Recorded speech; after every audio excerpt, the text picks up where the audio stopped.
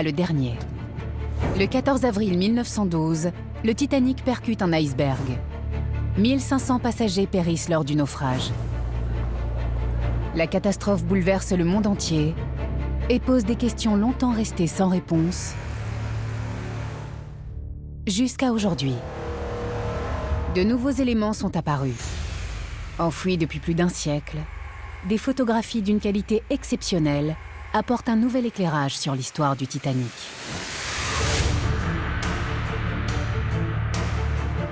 Ce que tu as découvert est inexplicable. Des détails fascinants visibles sur ces clichés vont inciter des experts à relancer l'enquête. Regardez cette anomalie sur la coque. C'est totalement nouveau. Ils vont découvrir les prémices du drame qui couvait déjà dans les soutes quand le Titanic a largué les amarres. Leurs conséquences allaient conduire le navire à sa perte. Ils ont fait un pari. Oui. Après plus d'un siècle de spéculation, C'est incroyable. la vérité sur le naufrage du Titanic éclate enfin au grand jour.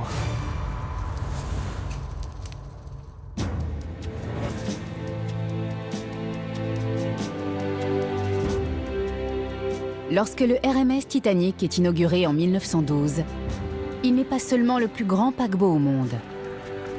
Il est aussi la plus grande structure jamais construite par l'homme.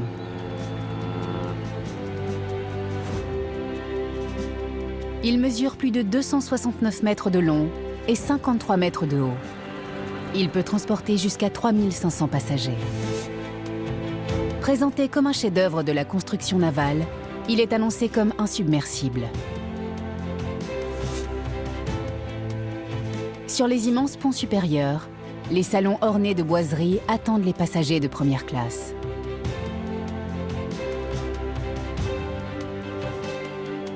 Entassés sur les ponts inférieurs, les passagers de troisième classe rêvent d'une nouvelle vie en Amérique.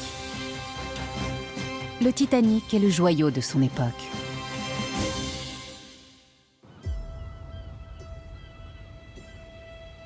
Cette cale est comme l'empreinte de ces énormes navires. Elle fait la longueur de 4 pâtés de maison. Rendez-vous compte, la ligne de flottaison du bateau arrivait au sommet du bassin. Construit dans les chantiers navals de Belfast, le Titanic est le fleuron de l'industrie britannique. Symbole d'une puissance invincible, il restera dans toutes les mémoires comme la pire des catastrophes maritimes. Ça peut paraître extraordinaire aujourd'hui encore qu'un bateau aussi gros, aussi massif, ait pu sombrer en plein milieu de l'Atlantique Nord. Senan Moloney est journaliste. Il enquête depuis 30 ans sur l'histoire du Titanic. C'est l'histoire de sa vie. Pour lui, la véritable raison du naufrage reste à découvrir.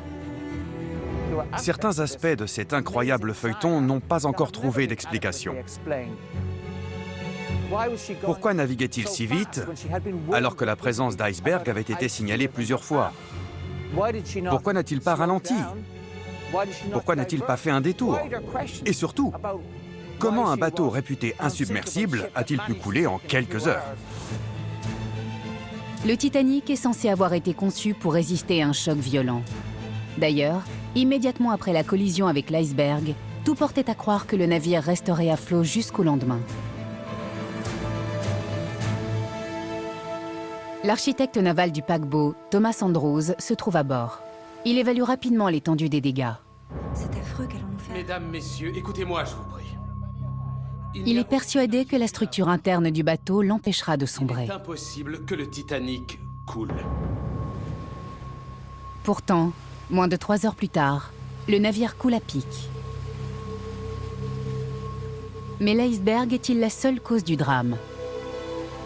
N'y a-t-il pas un autre coupable? Le Titanic emporte alors ses secrets au fond de l'océan. Du moins, c'est ce que tout le monde croit.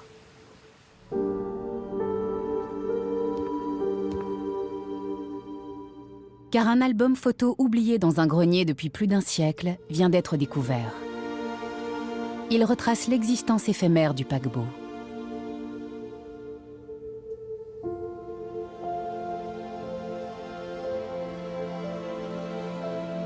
Ces photographies remarquables et inédites ont été prises par l'ingénieur électricien du navire, John Kempster.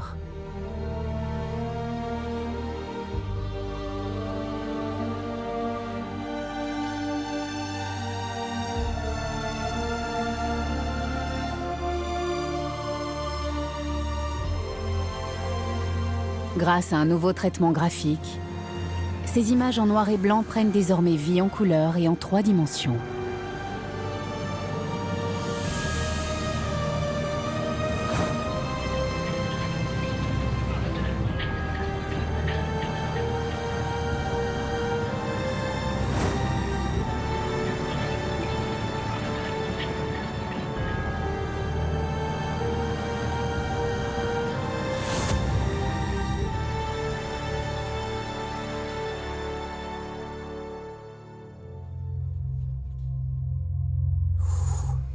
Waouh! La qualité des détails est exceptionnelle.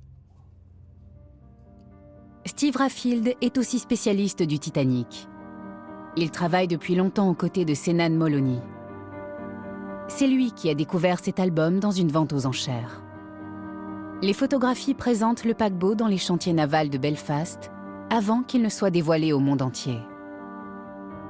En raison de sa profession, John Kempster avait un accès illimité au navire. C'est fantastique. C'est l'équivalent de la découverte du tombeau de Toutankhamon pour l'histoire du Titanic. Les photos du lancement sont vraiment les joyaux de la collection. Une série de clichés illustre la première mise à l'eau du Titanic.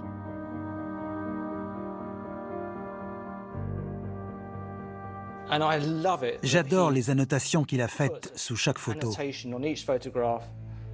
Il s'en va, il est parti. La technique de colorisation permet de reconstituer le lancement tel qu'il est apparu à John Kempster.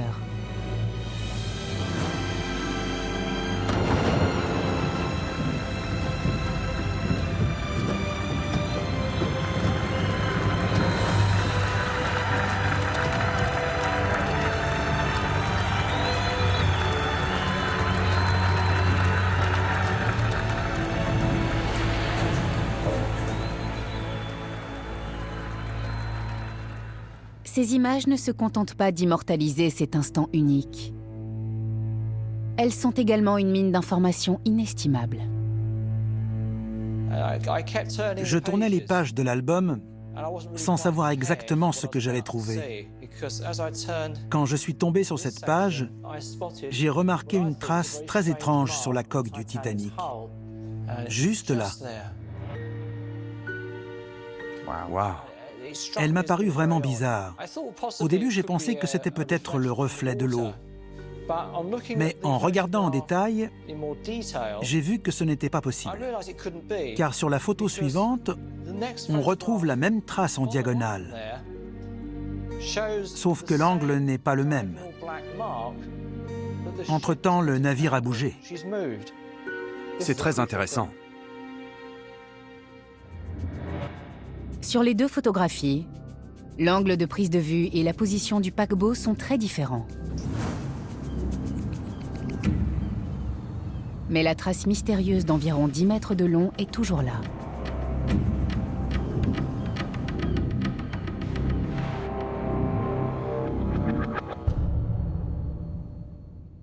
Ce que tu as découvert est inexplicable. C'est précisément à cet endroit que la coque a heurté l'iceberg. Cela voudrait dire que cette dernière était déjà fragilisée ou endommagée avant de quitter Belfast. Si cette hypothèse est confirmée, elle pourrait avoir eu une influence décisive sur l'histoire du paquebot. Reste à découvrir ce qui se cache derrière cette trace noire. En voyant ces photographies, Senan Molony se souvient d'un événement dont seuls les historiens du Titanic ont connaissance, un incendie lors de la construction. J'ai tout de suite pensé au feu qui avait pris dans la coque, alors que le bateau était encore à Belfast. L'incendie s'est déclaré dans une soute à charbon, au niveau de la chaufferie numéro 6. La chaudière se trouve précisément derrière la trace noire située sur la coque. question se pose. Quelle était la vitesse du navire lorsqu'il a percuté l'iceberg? Lors de l'enquête officielle en 1912, plusieurs membres d'équipage rescapés du naufrage évoquent cet incendie lorsqu'ils sont appelés à témoigner à la barre. Avez-vous relevé un incident? Oui, monsieur. Un feu couvait dans la soute. Mais il n'est pas retenu comme une cause possible de la catastrophe. En quoi ce fait est-il pertinent pour notre enquête?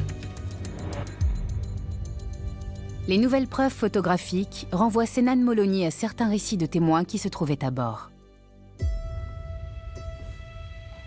Il s'intéresse à l'un d'eux en particulier, publié quelques jours après le naufrage dans un quotidien new-yorkais. J'ai retrouvé une interview de John Dilly, qui était pompier à bord. Il n'a pas été appelé à témoigner à Londres, mais il a discuté sur le quai avec un journaliste.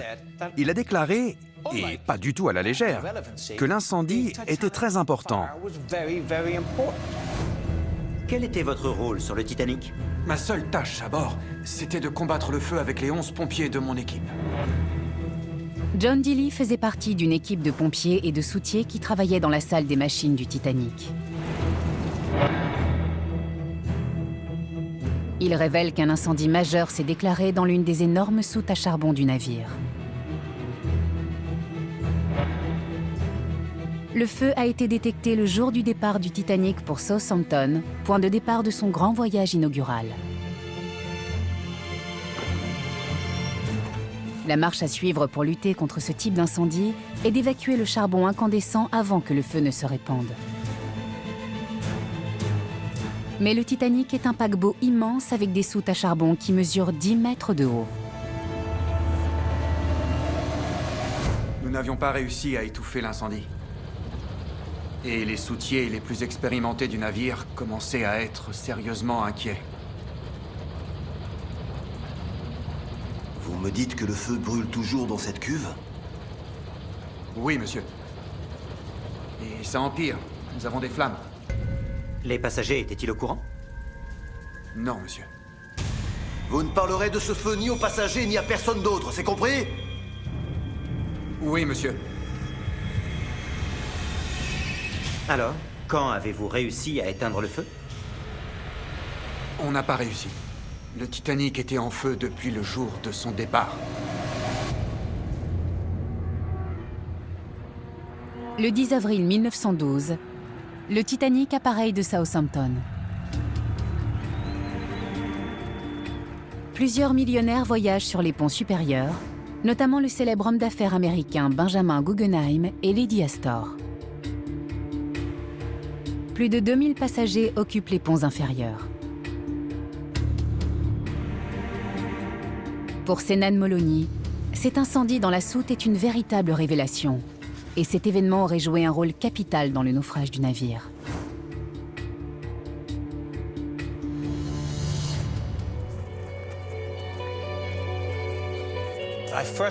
J'ai entendu parler du Titanic pour la première fois quand j'avais 10 ans. J'ai trouvé extraordinaire l'histoire de ce bateau qui avait fait naufrage lors de son premier voyage. En tant que journaliste, j'enquête sur la catastrophe depuis la redécouverte de l'épave en 1985. J'en suis à mon 5e livre sur les différents aspects du naufrage. C'est une source intarissable. Chaque fois que je pense avoir épuisé le sujet, je tombe sur un élément nouveau qui nécessite de nouvelles recherches. Comme cet incendie que je viens de découvrir. Eh bien, monsieur Bell, pourquoi ces réticences? Vous devez savoir que nous avons un feu de cuve dans la soute 6. Les hommes sont inquiets. Je me fiche de leurs états d'âme. Vous me réglez le problème. Ma seule préoccupation, c'est de préserver la réputation de la White Star. Et cette réputation repose sur un départ sans délai.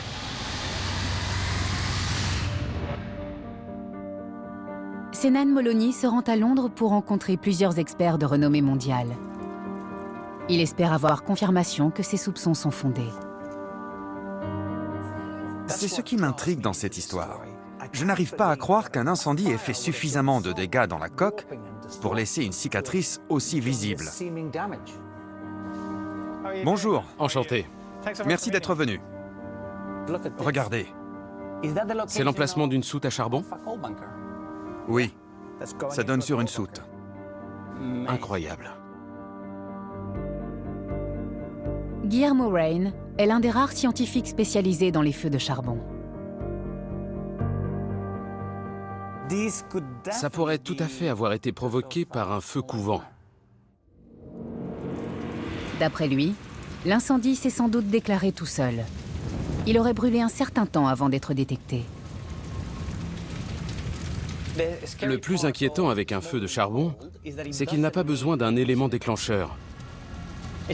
Il est spontané. On appelle ça l'auto-échauffement. Pas besoin d'un pyromane ni d'un accident. Le noyau du lit de charbon se met à chauffer lentement. Puis le foyer s'étend. Et au bout de quelques semaines... Quelques semaines? Oui. Quand on détecte un feu couvant dans un tas de charbon, c'est qu'il se consume déjà depuis plusieurs jours, voire plusieurs semaines.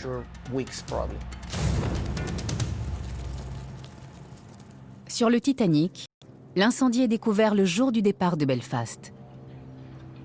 Mais le charbon a été chargé dans les soutes 3 semaines auparavant.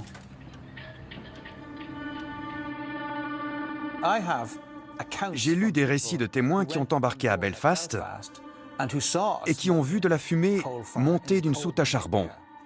Cela signifie-t-il que le feu brûlait depuis plusieurs semaines? Oui. Vraiment?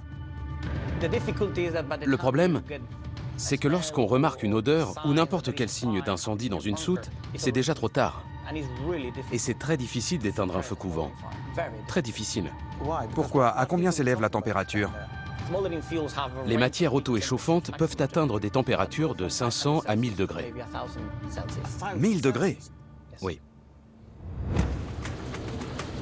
Si le feu brûlait en effet à plus de 1000 degrés, il est peut-être à l'origine de la trace noire visible sur les photographies. La soute à charbon se trouve entre la coque et une cloison interne étanche, 2 éléments essentiels de la structure.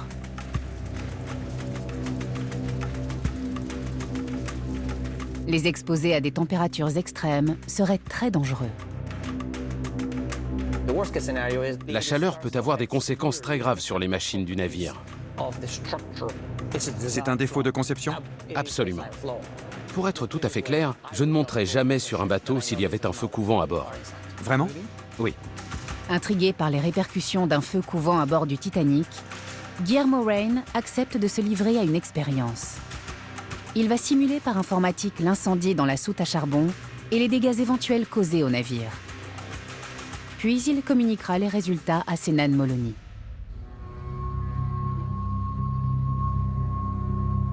En 1912, l'ampleur de l'incendie semble effrayer les pompiers qui ont embarqué à Belfast. Sur les 160 membres de l'équipe initiale, seuls 8 acceptent de poursuivre la traversée au-delà de Southampton. C'est une défection sans précédent. Alors pourquoi le directeur de la compagnie maritime décide-t-il malgré tout que le Titanic peut prendre la mer? Ses motivations se cachent peut-être dans les origines troubles des navires de classe olympique. Ces paquebots transatlantiques incarnent le prestige. Considérablement plus gros que leurs concurrents, le Titanic et son navire jumeau, l'Olympique, nécessitent la construction de nouveaux docks à leur mesure. Le Titanic était surnommé le roi des océans. Et il était promis un brillant avenir. C'était une véritable merveille du monde moderne. Mais derrière le tapage publicitaire, la réalité est tout autre. La White Star, propriétaire des navires, perd du terrain face à sa principale rivale, la compagnie Cunard. La White Star a été acquise quelques années plus tôt par un magnat américain de la finance, JP Morgan. Son prix, l'équivalent actuel de 800 millions d'euros. La construction se déroule... La compagnie maritime de Morgan est déjà endettée au moment du rachat du navire et peine à couvrir ses pertes. Le Titanic doit être terminé et mis à l'eau. Pour redresser la barre grâce aux liaisons transatlantiques, le directeur de la White Star, Joseph Bruce Ismay, doit rapidement disposer d'une nouvelle flotte.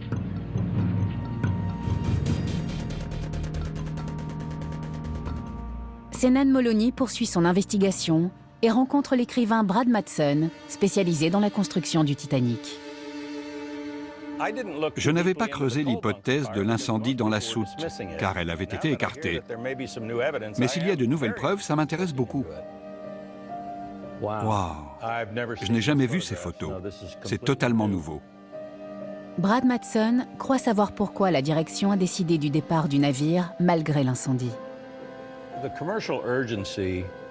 L'urgence financière qui motivait la White Star l'a incité à réduire certains budgets, simplement pour lancer les paquebots plus vite.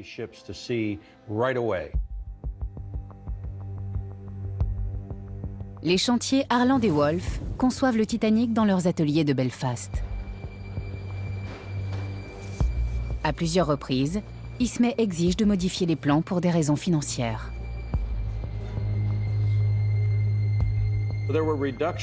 Il y a eu des économies sur l'épaisseur de l'acier, sur le nombre de canaux de sauvetage et sur d'autres aspects de la construction du navire. Je peux vous assurer que grâce à notre... D'après les recherches effectuées par Brad Matson dans les archives de Harland et Wolff, l'architecte naval Thomas Andrews aurait été contraint de réduire de moitié le nombre de canaux, ainsi que la largeur du plaquage en acier de la coque. Notre budget n'est pas extensible. La sonnette d'alarme est tirée une première fois en septembre 1911, lorsque l'Olympique percute dans la Manche un bateau de la marine royale britannique, le HMS Hawke.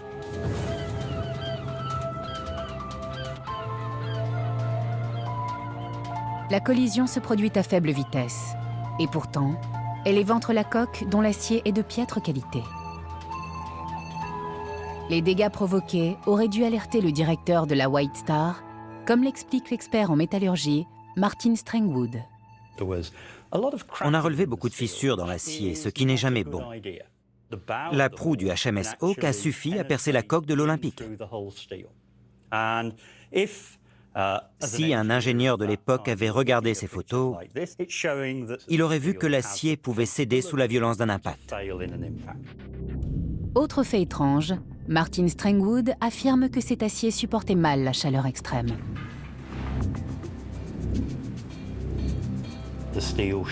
L'acier doit être résistant au feu. Et il faut donc absolument utiliser un acier très pur.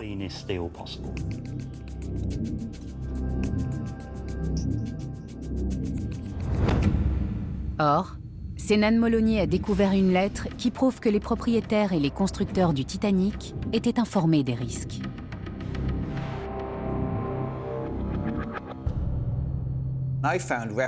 J'ai trouvé des courriers du ministère du Commerce et notamment d'un haut fonctionnaire. Il demande que le Titanic soit conçu avec, je cite, « une qualité supérieure d'acier ». En guise de réponse, voici la lettre quelque peu agacée de Harland et Wolff, qui affirme utiliser de l'acier soumis aux critères et réglementations ordinaires. De l'acier ordinaire et pas supérieur. L'image du navire invincible commence à s'effriter. C'est une révélation, vraiment. Les dégâts provoqués par la collision immobilisent l'Olympique pendant 8 semaines. Cette photographie montre la dimension de l'arbre d'entraînement du Titanic. Il relie les moteurs à une hélice gigantesque. Ces deux éléments sont utilisés pour réparer l'Olympique et le remettre à flot le plus rapidement possible. Les travaux coûtent à la White Star l'équivalent de 22 millions d'euros et retardent d'1 mois la livraison du Titanic. Son voyage inaugural a déjà été repoussé à plusieurs reprises.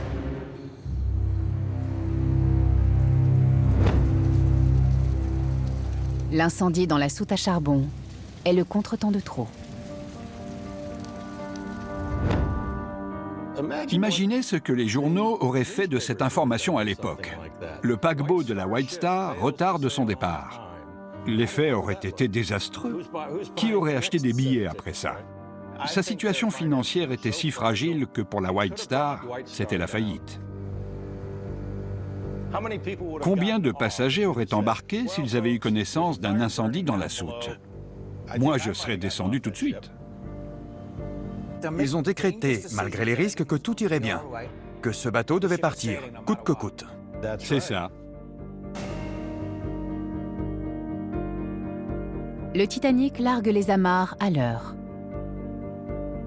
Il fait une escale rapide à Queenstown, en Irlande, avant de mettre le cap à l'ouest vers les États-Unis.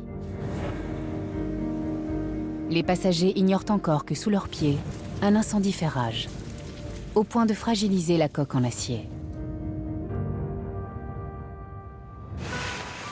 Monsieur Bell, Oui, monsieur Andrews? un feu brûle dans l'une des cuves. Un petit feu sans importance. Un petit feu sans importance ne brûle pas en soute pendant plus de 10 jours. Ce feu est bien plus conséquent, et cela fait des jours et des nuits qu'il brûle contre la structure métallique du bateau. Dans la tourmente qui suit le naufrage, le gouvernement britannique est contraint d'organiser une commission d'enquête. Les audiences ont lieu à Londres, au Scottish Drill Hall. Incroyable.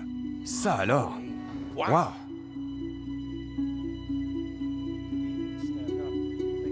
Senan Moloney demande à Brad Matson de l'aider à réexaminer les preuves exposées en 1912.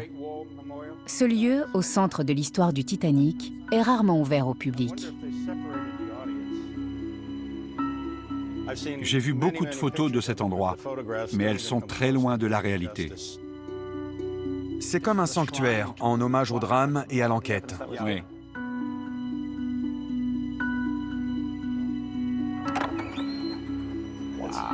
C'est extraordinaire. La commission d'enquête est présidée par le représentant de la couronne, Lord Mercy. Plus d'une centaine de témoins sont appelés à la barre. La plupart d'entre eux font partie de la direction de la compagnie maritime. Au cours des 11 jours d'audience, l'incendie dans la soute à charbon est à peine évoqué. Puis, après 2 demandes rejetées, le président du syndicat des pompiers, Thomas Lewis, obtient le droit d'interroger ces hommes.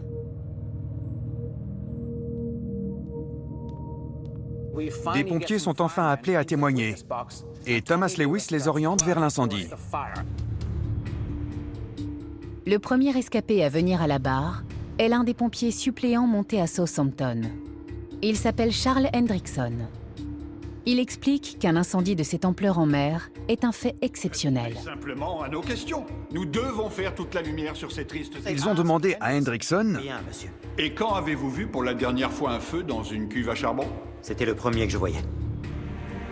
Il a pourtant été suggéré que les feux de cuve de ce type sont assez courants dans les navires.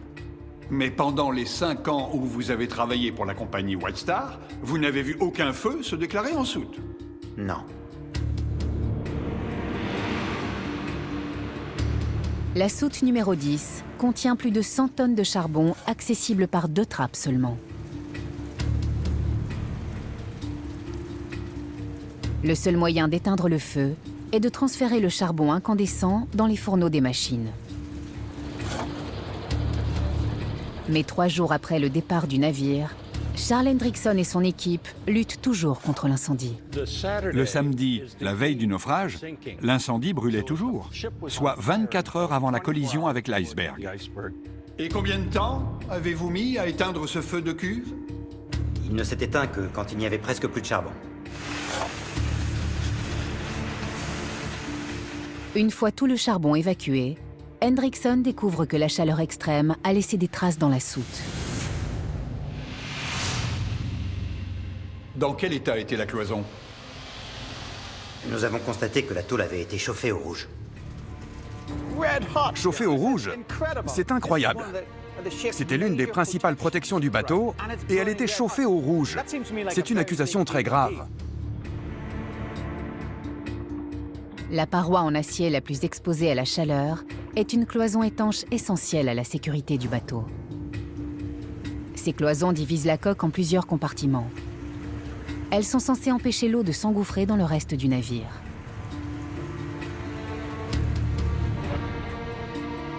Lors de l'enquête, plusieurs pompiers affirment que cette cloison était gravement endommagée par le feu. Il a dit « La tôle était bosselée. » Vous voulez dire que la cloison était abîmée? Oui, déformée.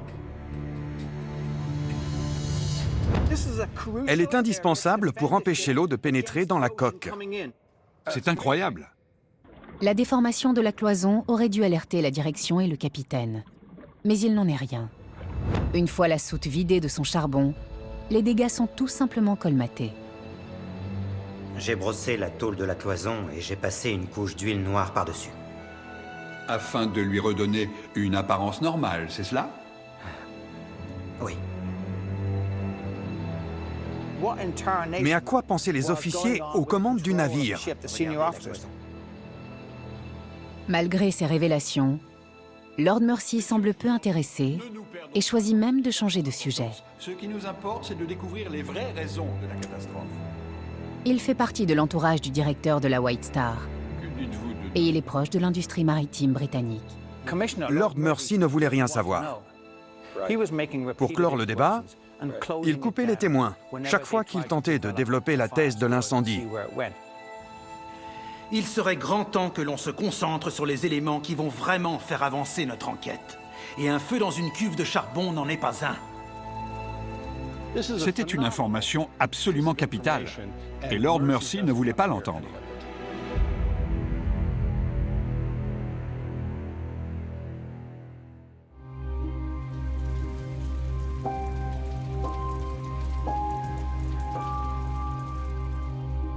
Le Titanic est maintenant à 3 jours de mer de New York.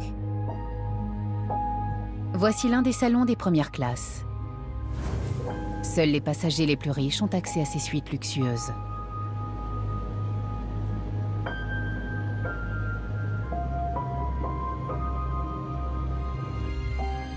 Tandis que les voyageurs se détendent, une autre nouvelle aurait dû alerter le capitaine Edward Smith et le directeur de la White Star, Joseph Bruce Ismay.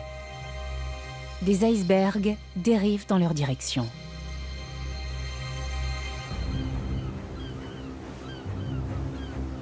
Le feu dans la soute à charbon est désormais éteint. Mais d'après Senan Molony, le drame est loin d'être terminé.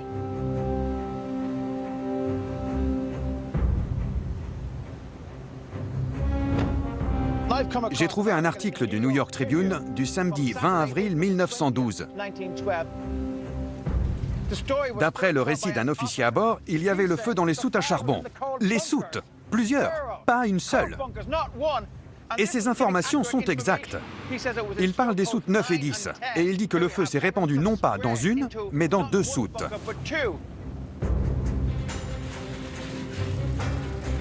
Les pompiers doivent dégager au plus vite une seconde soute et sont donc contraints de déverser encore plus de charbon incandescent dans les fourneaux. Cela pourrait-il expliquer l'une des grandes énigmes du naufrage? Malgré les avertissements répétés, le capitaine du Titanic maintient le cap et fonce à pleine vitesse en direction des icebergs.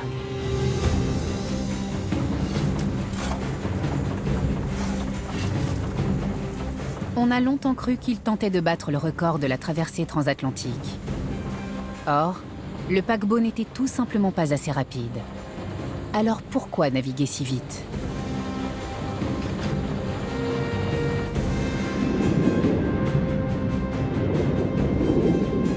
Il faut sans doute chercher l'explication dans les centaines de tonnes de charbon ajoutées au fourneau à la suite d'un second incendie. D'énormes quantités de charbon alimentaient des fourneaux monstrueux. Et les moteurs alimentés par ces chaudières propulsaient le bateau. Le Titanic filait désormais à 22 nœuds et demi droit vers son destin.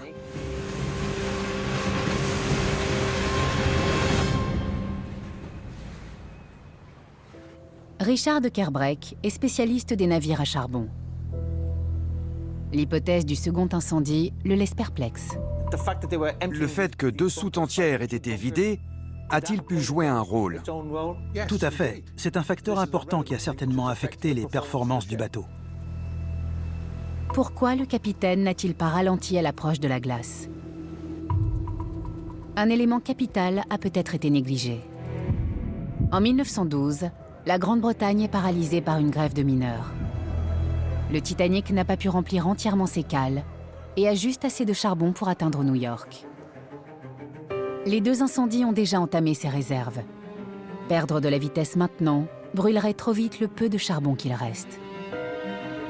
Quand un navire ralentit sa course puis repart à pleine vitesse, ça augmente sa consommation de carburant. Si ses réserves sont déjà limitées, il risque de tomber en panne.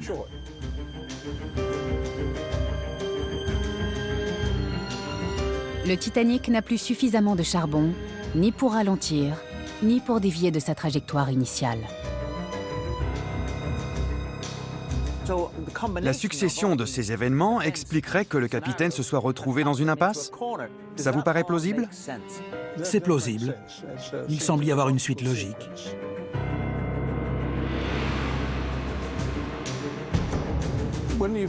La première fois que vous m'avez parlé de cet incendie, je n'y ai pas cru. Mais quand je vois les preuves que vous m'apportez, force est de reconnaître que vous jetez de l'huile sur le feu.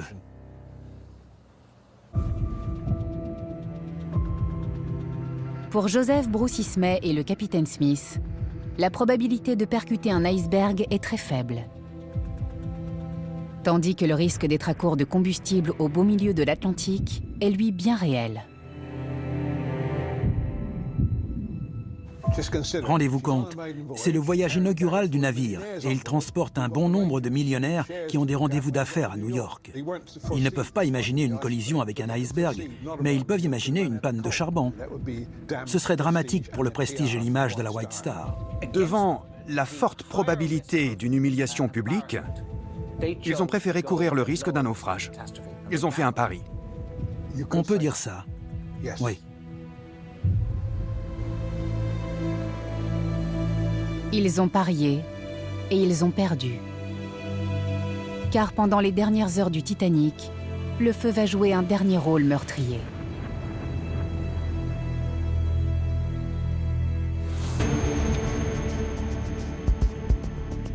À 23h40, le 14 avril 1912, à 600 km des côtes de Terre-Neuve, le Titanic heurte un iceberg.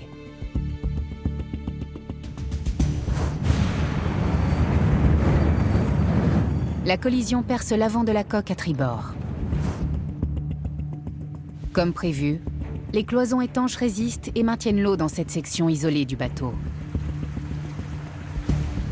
Le Carpathia, un navire transportant des passagers, se trouve à proximité lorsqu'il reçoit le SOS. Il n'y avait aucune raison que le Titanic ne tienne pas quelques heures de plus. Le Carpathia l'aurait secouru et il n'y aurait pas eu de mort.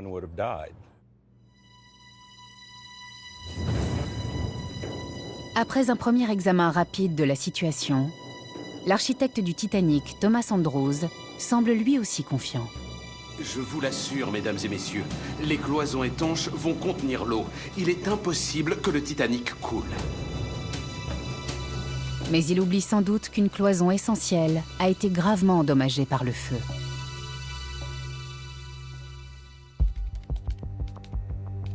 Parmi les archives de l'enquête américaine, Senan Molony pense avoir découvert l'élément déclencheur qui aurait porté le coup de grâce au Titanic.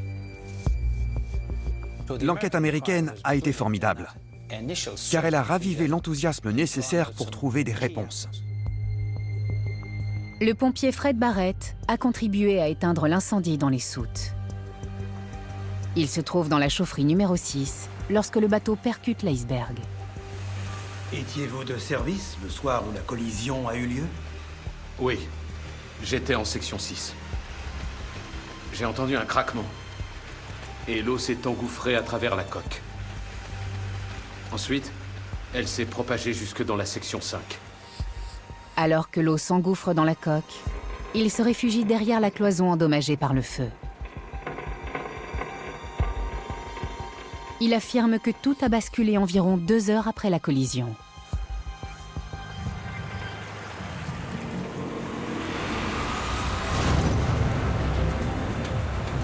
Un torrent d'eau se serait soudain infiltré par la cloison. J'ai tout vu. Une vague d'écume verte a arraché la coque avant de déferler entre les cuves.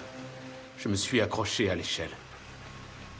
Fred Barrett parvient à rejoindre le pont et à sauter dans un canot de sauvetage. Une fois que la cloison a cédé, elle a déclenché un effet boule de neige. Et c'est cette défaillance majeure qui a donné l'avantage à l'océan.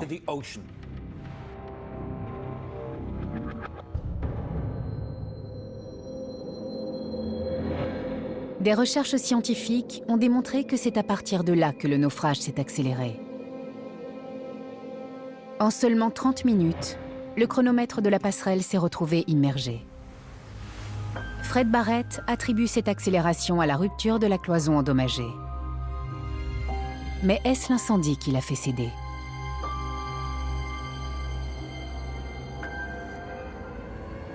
C'est toute la question. Je dois encore prouver que le feu a joué un rôle plus important qu'on ne croit dans le naufrage du Titanic. Les résultats de l'expérience scientifique sont prêts. Martin Strangwood est expert en métallurgie et Guillermo Rain, chercheur en génie mécanique. Ils ont effectué ensemble la simulation d'un feu couvant dans la soute à charbon. Content de vous revoir. Ils ont évalué les dégâts structurels faits au navire. D'après des échantillons d'acier prélevés sur l'épave du Titanic et les dimensions de la soute, ils sont arrivés à une conclusion sans ambiguïté.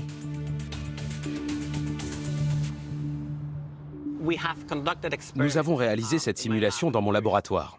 La partie la plus chaude de la cloison se bombe. Une bosse importante se forme. D'accord. Le bleu indique qu'elle se bombe vers l'intérieur. La bosse n'est pas vers l'extérieur, mais en dedans. Donc, on observe une déformation de la cloison. Elle gondole comme une vague. La simulation indique que la chaleur extrême provoque une déformation à la fois convexe et concave de l'acier.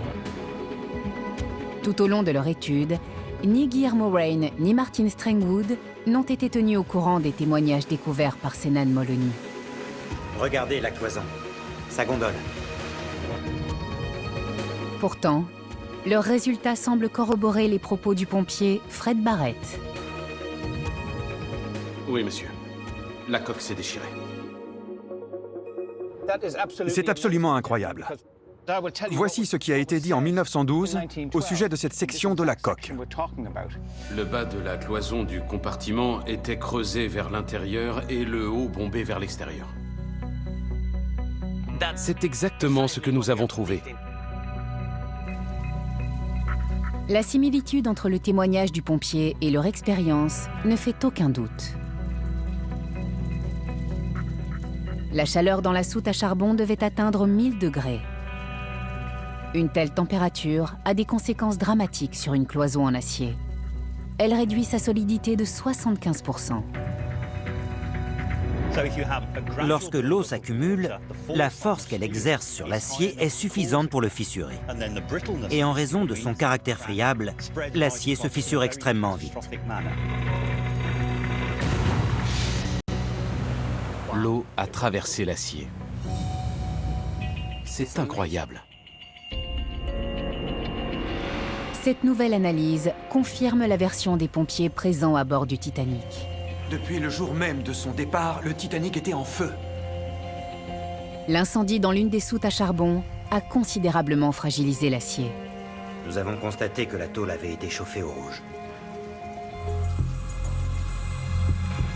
Puis, sous la pression de l'eau, la cloison a fini par céder. J'étais dans la soute 6, monsieur. Une vague d'écume verte a arraché la coque avant de déferler entre les cuves. Cette nouvelle théorie est totalement crédible. Je suis très impressionné. Pour moi, ces recherches bouleversent notre compréhension du naufrage du Titanic.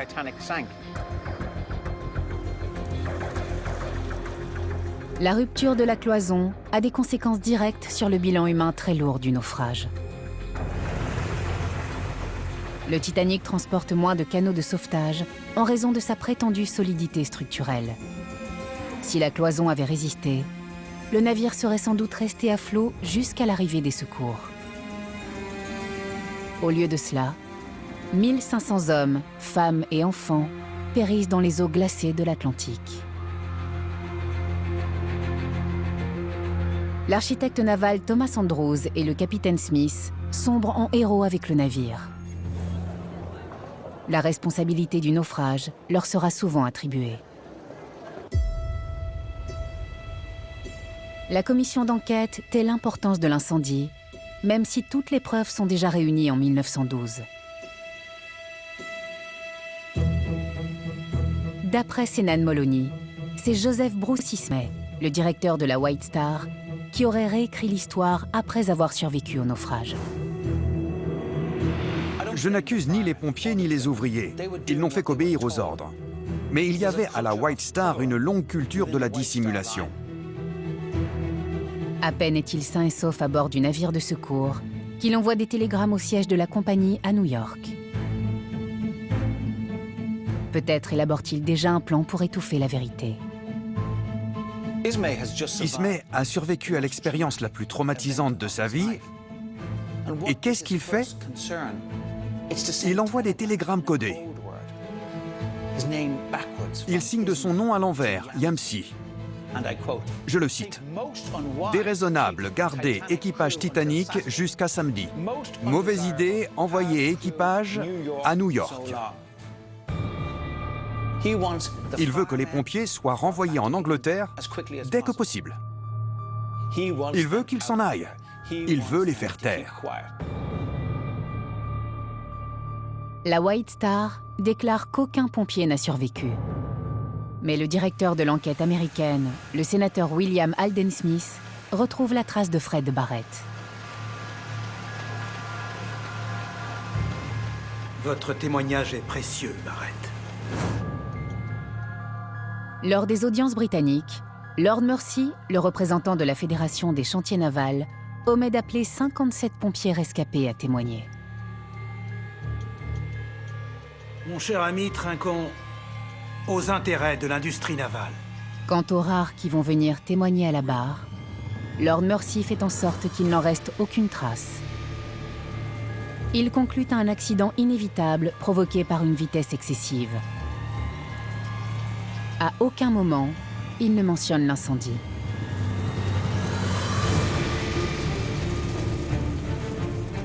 Il aura fallu attendre plus d'1 siècle et une nouvelle enquête pour percer enfin le mystère. Toutes ces anomalies ont permis de faire éclater la vérité. L'histoire du Titanic est vraiment le combat du feu et de la glace.